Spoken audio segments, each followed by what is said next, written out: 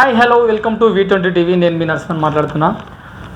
తెలంగాణలో కొత్త ప్రభుత్వం ఏర్పడుతుంది. రేవంత్ రెడ్డి సీఎంగా ఖరారు అయ్యారు. ఇప్పుడు ఉన్నదల్లా మంత్రివర్గంలో ఎవరెవరికి చోటు దక్కబోతుంది, ఏ కులానికి చోటు దక్కబోతుంది అనేది చాలా ఉత్కంఠగా రాష్ట్ర ప్రజలందరూ ఎదురు చూస్తూ ఉన్నారు. అలాగే ముఖ్యంగా మన ఐటీ మినిస్టర్ చాలామంది అంటూ ఉన్నారు, ఐటీ మినిస్టర్ కేటీఆర్ లాంటి వాడు దొరకడు అని అంటూ ఉన్నారు. మరి ఇప్పుడు ప్రజెంట్ ఎవరిని ఐటీ మినిస్టర్గా కాంగ్రెస్ ప్రభుత్వం చేయబోతుంది అనేది మనం తెలుసుకుందాం. వివరాలన్నీ దాదాపు ఇప్పుడు నేను చెప్పేటువంటి మంత్రుల లిస్ట్ ఏదైతే ఉందో దాదాపు 100కి 95% వీళ్ళే మంత్రులుగా అయ్యే అవకాశం ఉంది అని మనకు తెలుస్తూ ఉన్నది. మరి ఎవరో మనం తెలుసుకుందాం.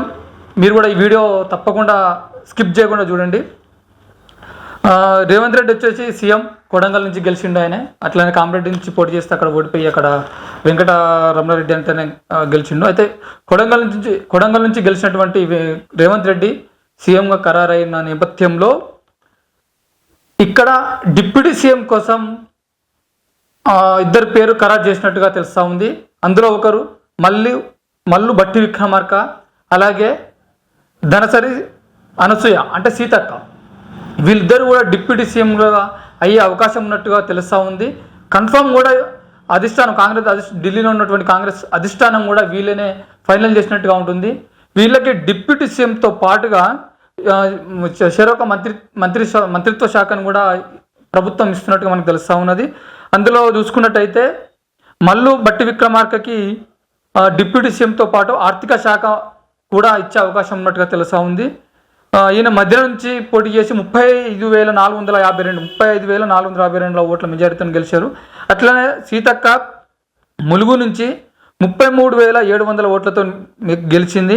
ఈమెకి చాలా అతి ముఖ్యమైనటువంటి మంత్రి పోస్టు అదేంటంటే హోమ్ మినిస్టర్గా చేసే అవకాశం ఉన్నట్టుగా తెలుస్తూ ఉంది మన సీతక్క గారిని. అట్లనే చూసుకున్నట్లయితే మనం దుద్దిల్ల శ్రీధర్ బాబు ఈయన మన అసెంబ్లీ స్పీకర్గా నియమిస్తారని తెలుస్తూ ఉన్నది. ఇది కూడా దాదాపు కన్ఫర్మ్ అయినట్టే.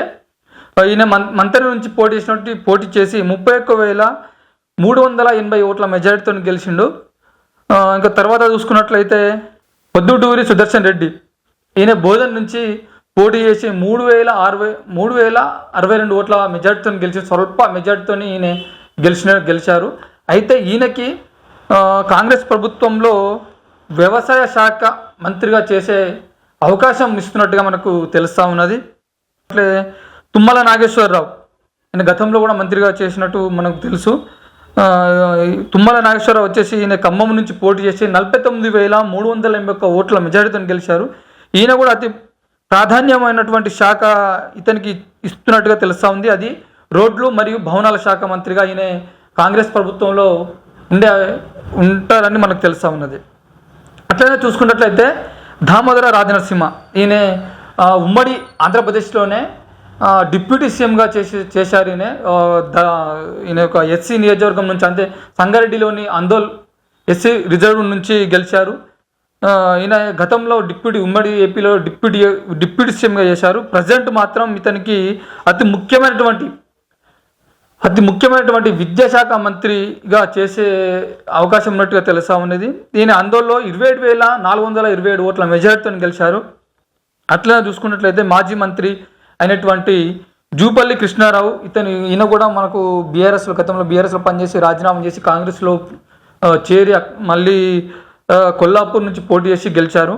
ఇతనికి 29,931 ఓట్ల మెజారిటీ వచ్చింది. అయితే ఇతనికి పర్యాటక శాఖ మంత్రిగా నియమించే అవకాశం ఉంది. అట్లనే చూసుకున్నట్లయితే నల్గొండ జిల్లాకు 2 మంత్రి పదవులు ఇస్తున్నట్టుగా మనకు తెలుస్తూ ఉన్నది. అందులో ముఖ్యంగా ఉత్తమ్ కుమార్ రెడ్డి ఇతను ఉమ్మడి ఏపీలో కూడా మంత్రిగా చేశారు. అట్లనే కోమటిరెడ్డి వెంకటరెడ్డి కూడా ఉమ్మడి ఏపీలో మంత్రిగా చేశారు. వీళ్ళిద్దరు కూడా ఉమ్మడి నల్గొండ జిల్లాకు చెందిన సీనియర్ నాయకులు. వీళ్ళకి కూడా ఉత్తమ్ కుమార్ రెడ్డికి హుజూర్ నగర్ నుంచి పోటీ చేసి 44,888 ఓట్ల మెజారిటీతో గెలిచిన ఈయనకి పంచాయతీరాజ్ శాఖ మంత్రిగా కాంగ్రెస్ ప్రభుత్వంలో నియమించనున్నారు. అట్లనే కోమటిరెడ్డి వెంకటరెడ్డి మున్సిపల్ శాఖ మంత్రిగా చేసే అవకాశం ఉంది. గతంలో మున్సిపల్ శాఖ కేటీఆర్ నిర్వహించారు తెలంగాణ ప్రభుత్వం వచ్చిన తర్వాత బీఆర్ఎస్ ఉన్నప్పుడు. అయితే ఇప్పుడు మాత్రం కోమటిరెడ్డి వెంకటరెడ్డి ఈ మున్సిపల్ శాఖను నిర్వర్తించేటట్టు మనకు తెలుస్తూ ఉన్నది. ఈయన నల్గొండ నుంచి పోటీ చేసి 54,332 ఓట్ల మెజార్టీతో గెలిచారు. తర్వాత చూసుకున్నట్లయితే కొండ సురేఖ చాలా ఫైర్ బ్రాండ్ అని చెప్పుకోవచ్చు. ఉమ్మడి వరంగల్ జిల్లాకు చెందినటువంటి కొండ సురేఖ దంపతులు కూడా చాలా అంటే సీనియర్ మోస్ట్ నాయకులు అని చెప్పుకోవచ్చు కాంగ్రెస్లో. ఈమె వరంగల్ తూర్పు నుంచి పోటీ చేసి 15,625 ఓట్ల మెజార్టీతో గెలిచారు. ఈమెకి స్త్రీ శిశు సంక్షేమ శాఖ మంత్రిగా మంత్రి పదవిని కట్టబెట్టే అవకాశం ఉన్నట్టుగా తెలుస్తూ ఉంది. ఇక్కడ చూసుకోవచ్చు మనం ఉమ్మడి వరంగల్ జిల్లాకు చూసినట్లయితే సీతక్క అట్లనే కొండ సురేఖ వీరిద్దరికే మన ఇప్పుడు ఉన్నటువంటి మంత్రిత్వ శాఖలు ఇద్దరికి అవకాశం ఉన్నట్టుగా తెలుస్తూ ఉంది. ఒకళ్ళు డిప్యూటీ సీఎం, అట్లనే మన కొండ సురేఖ చూసేసి స్త్రీ శిశు సంక్షేమ శాఖ మంత్రిగా నియమించే అవకాశం ఉన్నట్టుగా తెలుస్తుంది. మనం గతంలో చూసుకున్నట్లయితే కేసీఆర్ ప్రభుత్వం ఉన్నప్పుడు ఈ శాఖను ఇప్పుడు కొండ సురేఖకు ఇవ్వబోతున్నటువంటి శాఖని అసలు అంటే ఒక మహిళా మంత్రి కానీ నియమించకుండా అట్లాగే ఉంచినటువంటి సందర్భం మనం చూసాం.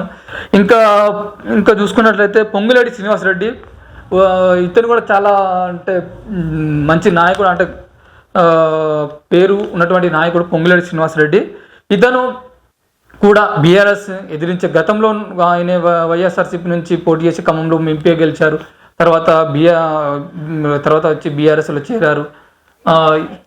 కానీ అతనికి ఎలాంటి పదవి ఇవ్వనందుకు బీఆర్ఎస్ అంటే కేసీఆర్ని ఎదిరించి కాంగ్రెస్లో చేరి ఇప్పుడు ఈయన ఖమ్మంలోని పాలేరు నుంచి పోటీ చేసి 56,650 ఓట్ల మెజార్టీతో గెలవడం కాకుండా ఆ ఖమ్మం జిల్లాలో చాలా సీట్లు గెలవడానికి కాంగ్రెస్ గెలవడానికి ఈయన చాలా సహకారం అందించడం చెప్పవచ్చు. ఇతను కూడా అతి ముఖ్యమైనటువంటి నీటిపారుదల శాఖ పదవిని ఇస్తున్నట్టు మనకు తెలుస్తూ ఉన్నది. అట్లనే వివేక్ వెంకటస్వామి ఇతను కూడా గతంలో బీఆర్ఎస్, అంతకుముందుకు కాంగ్రెస్, ఆ తర్వాత బీఆర్ఎస్ తర్వాత బీజేపీ, ఆ తర్వాత కాంగ్రెస్, అంటే చాలా ఈయన కూడా చాలా పార్టీలు మారి వీళ్ళ నాన్నగారిని చూసుకుంటే వీళ్ళ నాన్నగారు ఫస్ట్ కాంగ్రెస్, ఆయనతో పాటు వీళ్ళు కూడా కాంగ్రెస్లో ఉన్నారు. తర్వాత బీఆర్ఎస్లో చేరారు. కానీ బీఆర్ఎస్లో ఎట్లాంటి అంటే పదవికి లేని సందర్భంలో తర్వాత ఈయన బీజేపీలో చేరడం జరిగింది. బీజేపీలో కూడా ఎలాంటి పదవి రాకపోవడంతో ఈయన మళ్ళీ కాంగ్రెస్లో చేరి అంటే లాస్ట్ మినిట్లో కాంగ్రెస్లో చేరి చెన్నూరు ఎస్సీ రిజర్వ్ టికెట్ దక్కించుకొని అక్కడి నుంచి 36,618 ఓట్ల మెజార్టీతో గెలిచాడు ఈయన.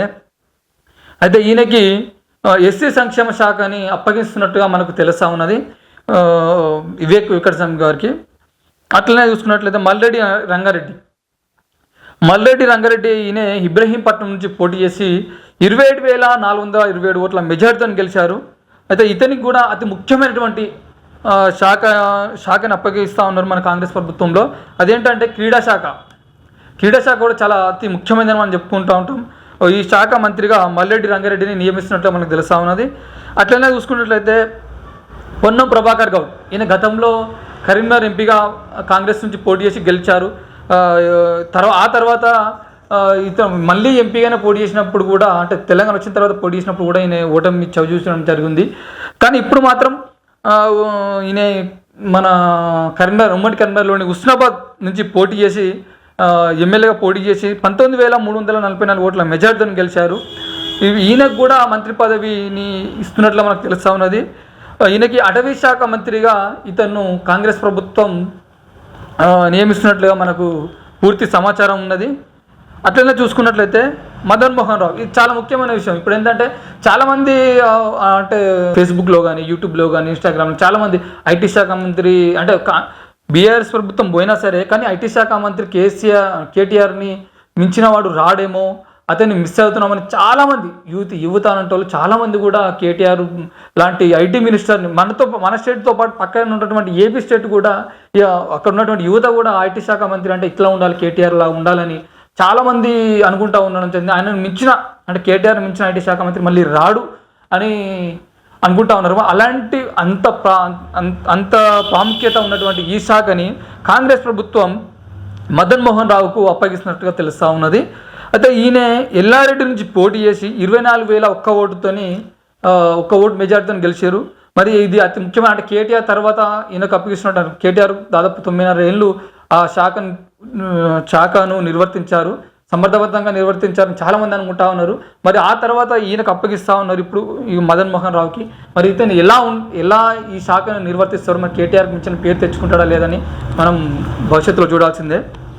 ఆ తర్వాత చూసుకున్నట్లయితే ఇక ఇప్పుడు చెప్పేవాళ్ళు ఏంటంటే మనం వీళ్ళు ఎక్కడ కూడా పోటీ చేయలేదు, కానీ వీళ్ళ అంటే తెలంగాణ ఏర్పాటులో వీళ్ళ ఒక ప్రాముఖ్యతను గుర్తించి కాంగ్రెస్ అనేది వీళ్ళకు మంత్రి పదవులు ఇస్తున్నట్టుగా తెలుస్తుంది, ఎమ్మెల్సీ చేసి మంత్రి పదవులు ఇస్తున్నట్టుగా తెలుస్తుంది. వాళ్ళు ముఖ్యంగా మనం చూసుకున్నట్లయితే కోదండరామరెడ్డి ఇతను తెలంగాణ ఏర్పాటులో కేసీఆర్తో పాటు అన్ని పార్టీలను కలుపుకొని జేఏసీ ఏర్పాటు చేసి జేఏసీ చైర్మన్గా ఇతను వ్యవహరించి తెలంగాణ ఏర్పాటులో కేసీఆర్ గారి పాత్ర ఎంత ఉందో మనకు ఈ కోదండరామరెడ్డి గారి పాత్ర కూడా అంతే ఉందని మనకు చెప్పుకోవడానికి ఎలాంటి సందేహం కూడా పడవద్దు. అలాంటిది ఈయనకు తెలంగాణ వచ్చిన తర్వాత ఆ కేసీఆర్ ఇతని ప్రాధాన్యత తగ్గించడం జరిగింది. ఆ తర్వాత ఈయన పార్టీ తెలంగాణ జనసమితి పెట్టుకున్నారు. కానీ ఈసారి చూసుకుంటే మాత్రం ఈయన తెలంగాణ జనసమితి నుంచి ఎవరు కూడా పోటీ చేయలేదు. అట్లనే ఈయన పూర్తిగా కాంగ్రెస్కి మద్దతు ఇచ్చారు. ఈ నేపథ్యంలో కాంగ్రెస్ గెలిచింది.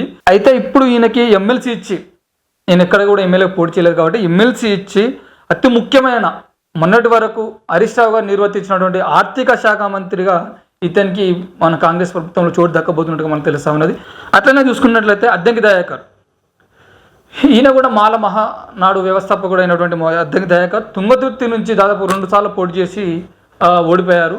అయితే ఈసారి కూడా ఇతను టికెట్ ఆశించారు, ఢిల్లీకి వెళ్ళారు, ఢిల్లీ పెద్దల్ని కలిశారు, కాంగ్రెస్ అధిష్టానం కలిశారు. ఇతనికి అట్లనే రేవంత్ రెడ్డి మనిషిగా కూడా ఇతని పేరుంది. ఇలాంటి సందర్భంలో ఇతను టికెట్ దక్కలేదు. అయినా కూడా ఈయన తుంగతుర్తిలో మందులో శామ్యుల్కు అక్కడ టికెట్ ఇచ్చినప్పుడు కూడా అతన్ని విజయాన్ని కోసం ఈయన పాటుపడ్డారు. అట్లనే రేవంత్ రెడ్డి గారితో పాటు ఈయన కూడా రాష్ట్రంలో పలు నియోజకవర్గాలు తిరిగి ఆయనతో పాటు స్టార్ క్యాంపెయినర్గా ఈయన వాళ్ళ కాంగ్రెస్ అభ్యర్థుల పోటీ కోసం కృషి చేశారు. కానీ ఇతను టికెట్ ఇవ్వకపోయినప్పటికీ కాంగ్రెస్ ప్రభుత్వం ఏర్పడుతుందని ఒక ధీమాతోటి ఏ పార్టీలకు వెళ్లకుండా కాంగ్రెస్ కోసం పనిచేశారు. అలాంటిది ఈయన యొక్క కష్టాన్ని గుర్తించినటువంటి కాంగ్రెస్ ప్రభుత్వం ఇతనికి కూడా ఎమ్మెల్సీ ఇచ్చి ఇతనికి కూడా కార్మిక శాఖ మంత్రిగా చేసే అవకాశం ఉన్నట్లు మనకు తెలుస్తూ ఉన్నది. మరి అద్దంకి దయాకర్కి మరి తప్పకుండా ఇవ్వాల్సిందేనని చాలామంది కూడా అనుకుంటా ఉన్నారు బయట. చూడాలి, తప్పకుండా చోటు అయితే దక్కుతుందని మనకు అందినటువంటి సమాచారం పక్కన తెలుస్తూ ఉన్నది. అట్లా ఇంకా లాగస్ట్గా చూసుకున్నట్లయితే షబ్బీర్ అలీ కూడా గతంలో మంత్రిగా చేశారు ఈయన ఉమ్మడి ఏపీలో ఉన్నప్పుడు. అయితే ఇప్పుడు ఈసారి మాత్రం ఇతను ఎప్పుడైనా కామారెడ్డి నియోజకవర్గం చెందినటువంటి షబ్బీర్ అలీ ఈసారి అక్కడ కేసీఆర్ పోటీ చేయడం వల్ల ఇతను నిజామాబాద్ అర్బన్కు మార్చి అక్కడ మన పిసిసి అధ్యక్షుడు అయినటువంటి రేవంత్ రెడ్డి గారు అక్కడ పోటీ చేశారు ఈయన స్థానంలో. కానీ అక్కడ కేసీఆర్తో పాటు రేవంత్ రెడ్డి కూడా ఓడిపోయి అక్కడ బీజేపీ అభ్యర్థి గెలిచారు.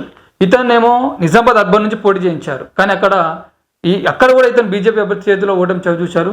కానీ రేవంత్ రెడ్డిగా మనిషినటువంటి షబ్బీర్ అలీ, అలాగే గతంలో మంత్రిగా చేసినటువంటి అనుభవం ఉన్నటువంటి షబ్బీర్ అలీని ఇప్పుడు తెలంగాణలో కూడా ఇతని యొక్క అనుభవాన్ని ఉపయోగించుకోవాలని చెప్పి ఇతనికి కూడా ఎమ్మెల్సీ పదవి ఇచ్చి అతి ముఖ్యమైనటువంటి మైనారిటీ శాఖ, అంటే ఈయన అటు ముస్లిం కాబట్టి మైనారిటీ శాఖను అప్పగిస్తున్నట్టుగా తెలుస్తూ ఉన్నది.